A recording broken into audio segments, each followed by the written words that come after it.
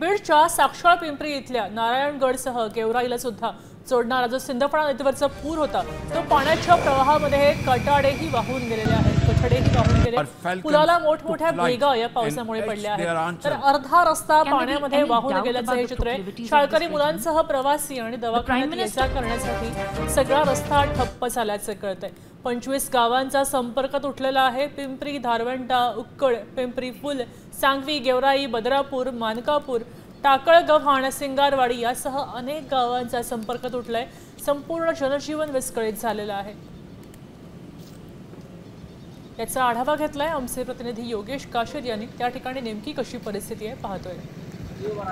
बीड जिल्ह्यामध्ये मध्यरात्रीपासून पावसाने पुन्हा एकदा हजेरी लावलेली आहे। धुवाधार पाऊस सुरू झालेला आहे।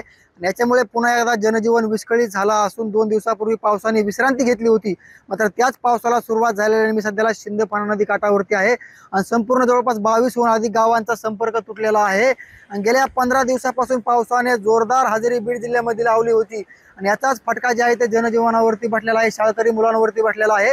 आणि ज्या ठिकाणी मी उभा आहे ते साक्षाळ पिंपरीचा पूल आहे। जवळपास इकडे धारवंटा, उक्कड, पिंपरी, इकडे बहादरपूर, साक्षाळ पिंपरी, गेवराई, पुढे नंतर फुलसांगवी या संपूर्ण गावांचा जे आहे 22हून गावांचा संपर्क जे आहे ते तुटलेला आहे आणि तात्काळ रस्ता सुरू करावा अशी मागणी नागरिकांनी केलेली आहे। हा संपूर्ण सिंदफणा नदीचा काठ आहे आणि गेल्या रात्री जवळपास 12 तासाहून अधिक पाऊस जे आहे ते पडतोय आणि एकंदरीत संपूर्ण नागरिक जे आहेत आम्हाला रस्ता सुरू करावा अशी मागणी करताना पाहायला मिळतात। एकंदरीत त्यांच्या भावना आपण समजून घेण्यास मात्र रात्रीच्या झालेल्या पावसामुळे संपूर्ण जनजीवन जे आहे ते विस्कळीत झाले। माझ्यासोबत शाळकरी मुलं आहेत। कुठून आलात, काय तुम्हाला फटका बसतोय? धारवंटाहून आलेलो आहेत आम्ही। ते येण्या जाण्यासाठी त्रास होतो। काय काय सांगाल? काय सांगायला, रस्ता नीट करायला पाहिजे। कुठून येतोस, काय येतं? धारवंटाच येतो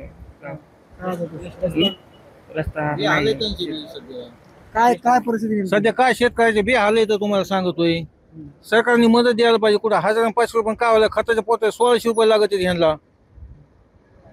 शेतकऱ्यांनी नेमकं करायचं काय तुम्ही सांगा ना। शासन म्हणतं आम्ही मदत देऊ, मदत काय इतकी असते घेत तुझी? तुमच्या कोणत्या ह्याला तुम्हाला हे जीएसटी लागत आहे, आमच्या शेतकऱ्याला म्हणले की मदत नाही, काही नाही, करायचं काय? 8,000 रुपये कोरड होल दिले, 17,000 रुपये वलिताखाली दिले। कसं बघताय याकडे? कायचं बघायला काही यात काही येतच नाही सर। काय संपूर्ण जनजीवन विस्कळीत झालंय। नारायणगडकडे जाणारा हा मुख्य रस्ता आहे। 22हून अधिक गावांचा संपर्क तुटला, काय सांगाल? आणि सरकारने आणि प्रशासनाने रस्ता ठप्प केलाय। एक सुद्धा लक्ष देत नाही दमा कोणीच। कोणताच आमदार येत नाही, काय आले तर नुसते रस्ता बघून जाते तर वापस जाते। आज जवळजवळ 7 दिवस झाले असं रस्ता बंद येऊ। लोकांचे जे नाही ते हाल येतं। रात्री पेशंट उचलून नेलं इथून एक, कुणी सुद्धा लक्ष देत नाही। इकडला आमदार येतो, गेवराईचे येते, इकडले बीडचे येते, पण कुणी सुद्धा रस्त्याच्या बाबतीत अजून कुणी सुद्धा निर्णय घेतला रस्ता।